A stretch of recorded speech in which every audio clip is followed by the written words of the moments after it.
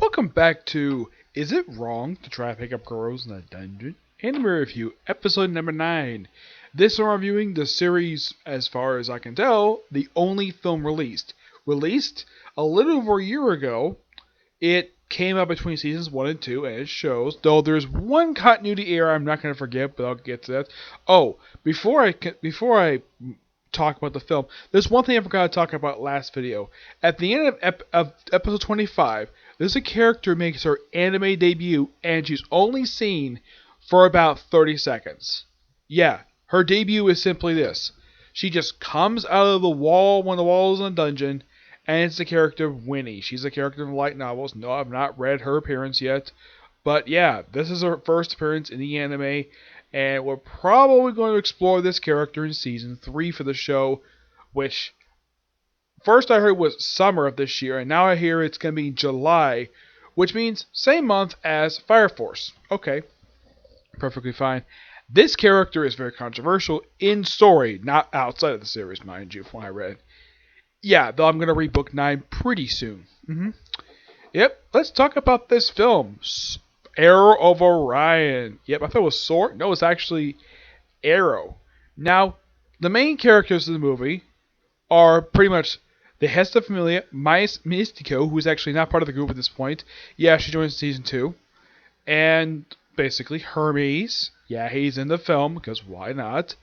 And, oh, before I continue, in case you're wondering, is this the dub I watched? Yes. Is the same dub cast? Yes. The only film I have watched where it did not retain the dub cast for some strange reason was Yu Yu Hakusho. That was the only one. And I tend to wonder, why the heck couldn't you bring the dub cast in the movie for? It made no freaking sense. I have heard Funimation did do another dub for the two Yu Yu Hakusho films. I have not seen those dubs yet, but I'm sure they're a lot better than, probably a little better than what we got for the movies. Yep. But, yeah. And Ainz is in the movie, along with Loki, who appears briefly. Freya appears in the movie for like 2 scenes. That's it. Eva, the advisor, the Hell's advisor of the guild, she appears for a couple scenes. Doesn't do much of anything. Yeah, she appears for she's seen briefly at the beginning. She's seen a couple more times, and that's it.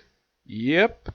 Also, if you watch this film like after you finish watching Season 2, you can tell by looking at this film, this basically takes place between Seasons 1 and 2. How? Belle and Hestia are still based off of the ruined church. In case you're curious though, what the heck happened to the church Season 2? In case you missed my review, it was destroyed by Apollo's Familia. Why? To provoke her into starting the war games. Yeah, that was pretty much the basis for the first 4 episodes of Season 2. Yep, destroyed one base. Oh, and as compensation for destroying her base, Hestia took Apollo's house and remodeled it in her image, though it cost her all of her money in the process. Yep. Now, the church itself is seen only in the beginning of the movie, and then after that, never seen again. And but you have the characters. Basically, you have Belle, Well, and Lily. First, you see Belle basically run up because she's run up to participate in the dungeon, and then pretty much like they go there, earn some money. Of course, there's a festival coming up, and Hermes is there because he is. Ainz is there. Yeah, the character who the main character's got to think for, and she barely appears in the movie. Yeah, she's seen the movie at the beginning, at this festival. After that, she appears twice after this, in very brief moments. And that's it. There's no character that does make her anime debut in this film. It's a elf from the Loki Familia, and don't worry, I will probably see her in the sort of Aurora spin-off series, which I'm going to watch after I watch the newest episode of Black Clover. Yeah. And they're there because they're going to pull this spear out of this crystal. Who put the spear there? I'll get to that. Various people. You have the Scar guy, who's from the series. He first appeared in Season 1. He's some arrogant adventurer who's basically got a rivalry with Belle. Belle doesn't like him. Belle doesn't have much interaction with him. Aside, he probably doesn't like him due to the fact he kidnapped Hestia. Yep, he hasn't forgiven him for doing that. I'm sure his Hestia is not forgiven for doing that either. Oh, and after this scene, this guy is seen once after this. Once. Briefly. To warn something strange is going on in the dungeon. That's all you see of the character. Yeah, a lot of the really big supporting characters of the series barely get any screen time. That's the only fault I have for this movie. Is like a lot of characters don't get a lot of screen time because they're not the main focus characters in the movie. Yep. Also, the Bard Maid. I think her name is Sylvia. She appears for a cameo. Not like a brief, 2-second cameo. Her appearance on screen is 30 seconds. You see her briefly. This is before the festival. She gives Belle his lunch. And that's all you see of her. Rio was mentioned, though she does appear in the movie and she's part of the cast. Well, she's with the cast the whole chunk of the movie. But Sylvia? Nope. Brief appearance. Oh, and the owner of the tavern does not make an appearance. The other waitresses do. Not the owner, surprisingly. Yeah, she's like the only character from the series who does not make an appearance in the movie, who did appear in season 1. Yeah, she's the one who doesn't, which is quite surprising. Everyone else does. The Loki Familia, and this is a surprise for them, they get very little screen time. Ainz got more screen time than they did. Ainz was on screen totally, I'd say about 5 minutes. Everybody else, 30 seconds. Wow, okay. So, this spear, basically, various people, and of course, Ainz pulls it out. She gives up after a couple brief pulls, and then Belle goes up, pulls it, and then the thing acts strange, and Belle pulls out no problem, and then Artemis shows up. Yes, who's no friend of Hestia's, and Hestia runs, basically give her a hug, and Artemis runs past her and gives Belle a hug. Like, oh, Orion, I get this chance to see you. He's like, I'm not Orion, I'm Belle. Yep. Oh, and the thing with the spear, it's called Orion. And it looks like it's made from technology. Yeah, there's some tech in the series, very somewhat future tech shown in the franchise, but very little of that. Oh, and the thing is, if you pull this thing, you get all expenses paid trip to go around the freaking planet. Oh, and the thing about this world, there are 2 moons. Why is there 2 moons? This is something in the series I have never been able to find out what's the purpose of this. Maybe because it takes place in a different universe. That's possible. Yep, and Hermes admits, yeah, the whole thing trip around the world, that was fake. The whole thing pulling up this thing, that was real. Yep, and of course we have Hermes and Armies decide to go back to the Hesta Familia home. Now, I should point out, though, the original headquarters, aside from Lily and Will, Hermes and Artemis are the only people who actually physically step foot inside the place. Yes, I think Ainz may have stepped in this place once in season 1, but maybe briefly. That's pretty much it. Oh, and in case you're wondering, the current headquarters that they have right now, in the actual season itself, basically it's formerly Apollo's mansion. Outside of the Familia, has anybody stepped foot inside of this place who's not part of the Familia? The answer is no. Nobody has. Yep. And they talk that they need to go on the quest to stop this particular beast. And they all basically team up with Artemis to go on this trip. Now, the only thing I know about Artemis, they mentioned that she's the god of chastity. I don't know much about the character Artemis from Greek mythology, aside from the fact she was actually a really good archer. Aside from that, nothing else. She's actually the one character from Greek mythology I know very little about. I mean, I know about Hermes, somewhat a little bit more than I do Artemis. What I know about Hermes, he's basically like the Greek version of Loki, where he's a god of mischief, and he's the messenger of the gods, and he carries on a staff that looks like the symbol for medicine. By the way, they do show a symbol for his familia, and it's his hat. Seriously, it's his hat with a feather in it. I'm like, really? This is supposed to be Hermes, based upon Hermes from Greek mythology, and he doesn't have the medical staff as probably his logo? Yeah, I thought that was kind of weird. I have no idea why that is, just that it is. This is also the first time we can actually see his familia. Aside from the one blue hair woman, no one else's familia has ever been shown in the series. This is the first time they actually been seen in the series. Yeah, first time. I think they may appear a little bit later, but in the series, nope. Not from what I've seen. So, they go on this quest. And lucky enough, oh yeah, and Ganja, I think his name is, he's the god, he wears a mask. He appears for 2 brief scenes. He shows up to give the group basically 3 dragons. 6 people, 3 dragons, okay. 1 dragon's got Well and Lily. One's got Hermes and Hestia, who really wanted to ride with Belle. Belle's riding with Artemis. And after this brief scene, Galgor basically shows up once after this for a brief 30-second cameo. That's it. That's all you see of the guy. Yep. And they fly off. And then they have to stop because people are in trouble because they're attacked by giant scorpions. Well, basically, people-sized ones. Yes. These look like mutated scorpions. By the way, did they ever explain where these scorpions come from? Well, they do show where they were born from. Where the heck these scorpions came from is never explained in this series. It's never explained at all in this movie. So yeah, they save this mother and daughter, and Artemis, not thinking properly, gives them all their frickin' supplies. With the exception of a bag of bread. So lucky enough that Belle notices a tree of fruit, and cooks it as soup. And I thought this was so hilarious, the fact that, well, first you have Artemis basically, thought it would be so funny to feed Belle, basically put a spoon from her and put it in his mouth. And then Hestia and Lily like, nope, we're going to do it ourselves. And they both try to feed him, which I thought was so hilarious. Yeah, this is only the second time I've seen this where the main character is fed by 2 women who basically are close to him. The last time I saw this was an episode of One Piece. Yeah. Where it was Nico Robin who did this with Luffy in the Punk Hazard arc, which I thought was so cute and so awesome, the fact that it happened.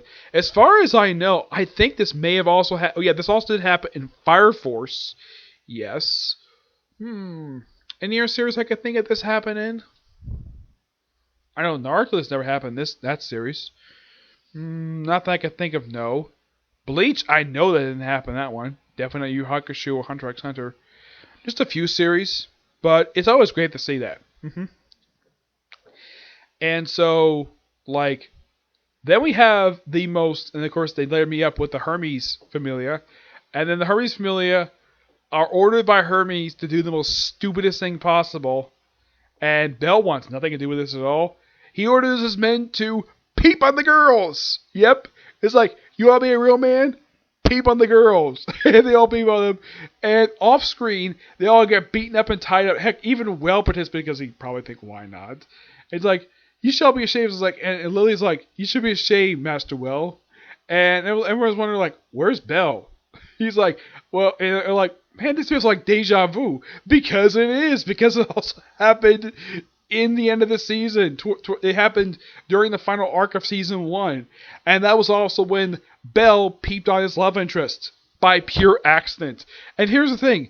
She's like, very little reaction. She wasn't angry about it at all. Which is quite surprising because most of the time whenever you have characters not technically perverts and they peep on women by accident, most of the time they actually get punished or get angry for peeping on them. Apparently, Ainz has had no problem with Belle peeping on her. This probably will also come to play in Sword of Ruria. And so, Belle actually peeps on Artemis. And she had no problem with it. At all. This did happen in Rio. But Belle did not get beat up for peeping on her. Though there's a reference to that in the OVA I forgot to mention, where she thinks Belle is around, but nope, Belle is not around. Yep. And she mentions that if it was owed her, she would basically try to kill him for daring to peep on her. And by the way, the whole thing with Hermes trying to peep on Artemis, that actually did happen. They actually mentioned in flashback that when there was a few guys trying to peep on her when she's trying to bathe and trying to kill him, and Hermes is like, that brings back so many good memories. What, did he enjoy PP on Artemis? Apparently he did. And Artemis seems like she's a smoking hot woman. And we see her later dancing with Belle, or she's wearing this sort of like this towel which had these like jewels in the end of it, so that was really nice. She's later seen the movie, or the last time you've seen the movie, she's actually wearing this particular attire. Yeah, and they have to go closer together, but not like romantically per se, but the close bond. And then they go off to the ruined temple, and more scorpions show up. Yep, more scorpions, and the Hermes Familia are charged with dealing with them. And I'm surprised. Oh yeah, and also the whole thing with the bat thing that was like suggested by one of the sorcerers. So it looks like a little girl witch, just as the Lily. Who this character is, I have no idea, because aside from their blue hair woman, I think her name is Puri. I think her name is. Aside from her, I think is also the former Vice Captain Ishtar. I don't know anybody basically. They don't mention these characters by name. There's a character in here who looks exactly like Brett from the Loki Familia. It's clearly not him. Why? Despite the fact being the same size as him, being similar character design, hair is different color and looks a bit younger. Yeah, who this character is, I have no idea, because, like I said, the Hermes Familia has never appeared on the series. They've probably been mentioned, but never made a physical appearance. So the group goes charged into the temple, and there's basically Hermes, Artemis, Hestia and her familia, basically, though Lily and Will have not technically joined yet. But yeah, basically, the six in love with Rio, who decided to tag along because she came along too. They charge the temple, and they get inside, and then, like, they get past the door that Artemis is supposed to open, and the door opens, and I see it's like, wait, did this movie rip up Aliens? They clearly did. Yeah, they ripped this scene out from Aliens, where there's these eggs that look exactly like the eggs from Aliens, where in that movie the eggs were on the ground and they open up like a flower, and here comes the face huggers. In this film, they're hanging from the ceiling, and they open up the same exact way, and here comes the scorpions. And there's a giant scorpion who apparently is the monster in the movie, okay? I'm sure a lot of people, when they see this scene, and if you've seen Alien or Aliens, you probably think, though, yeah, JC's staff ripped off Aliens. And they probably had a lot of fun doing it, and probably the only reason why that Fox didn't sue them for this, because Fox basically, this is before they got bought. The only reason why probably they didn't sue them for this, because the movie was released here via Warner Brothers. That's probably the reason why they weren't sued, and probably also because, despite the fact this scene looks similar to what happened in Aliens, I think the reason why they weren't sued for it is because, and this is my personal theory, because they did the scene differently. Have eggs in the ceiling instead of on the floor, and shoot out scorpions instead of having face huggers. And of course, we have a giant scorpion, who apparently has got like 6 tails. That's not how scorpions work. Yeah, where these scorpions apparently come from this monster who's no enemy of Artemis, who apparently killed her familia. They show the bodies. I'm like, okay, how long have these people been dead for? Like, if these people have been dead for a certain period of time, why do these people, I don't know, smell or look like? Because the way they look here when they show the bodies, because of course Belle and Artemis get separated from the rest of the group, and they show the bodies of Artemis's familia, and they look like these people just died. Like, they've probably been dead maybe a day or two. And they've been traveling for a week. So you're saying, oh yeah, and also, this monster's got Artemis's actual body, and the Artemis you see in the movie is actually sort of an essence of her. Yeah. Sort of like a projection. And she transfers her rest of her essence into the spear, which basically Belle uses part of it to destroy the body, and the crystal she's used in, and he uses the knife that Hestia gave him to pretty much kind of sacrifice her. And he did promise to protect her, but he ended up dying anyways. Though it did traumatize, it did basically make him sad. The luck of Hestia was there basically to comfort him because, well, she actually had no problem with this at all, despite the fact that she and Artemis were good friends. She doesn't hate him for it at all because she felt as though it was necessary for this to happen, so she doesn't hate him, which is fine.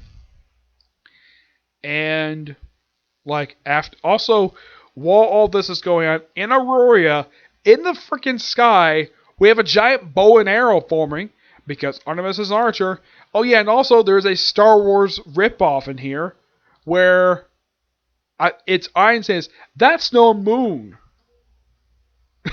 I'm surprised she didn't say, "That's no moon. That's a space station."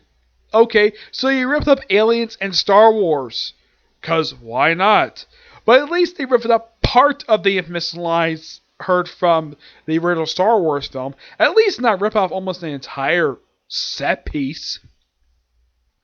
Yeah.